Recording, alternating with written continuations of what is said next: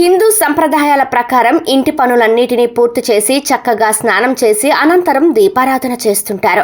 ఇలా దీపారాధన చేయటం వల్ల మనసు ప్రశాంతంగా ఉండటమే కాకుండా మన కుటుంబ సభ్యులకు కూడా ఎంతో సంతోషంగా ఏ విధమైనటువంటి సమస్యలు లేకుండా ఉంటాయి.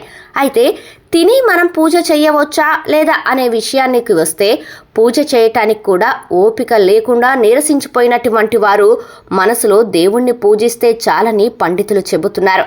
కొంతమంది ఏ విధమైనటువంటి అల్పాహారం తీసుకోకుండా పూజ చేయటం వల్ల మంచి ఫలితాలుంటాయని చెబుతుంటారు. ప్రస్తుత కాలంలో ప్రతి ఒక్కరూ కూడా ఎన్నో రకాల అనారోగ్య సమస్యలతో బాధపడుతున్నారు. ఇలాంటి వారు తప్పనిసరిగా ఉదయమే ఏదైనా అల్పాహారం తీసుకోవటం ఎంతో ముఖ్యం. అనారోగ్య సమస్యలతో బాధపడేవారు అల్పాహారం తీసుకున్న తర్వాత చక్కగా స్నానం చేసి అనంతరం పూజలు చేసుకోవచ్చు. ఇందులో ఏ విధమైనటువంటి తప్పు లేదని పండితులు చెబుతున్నారు.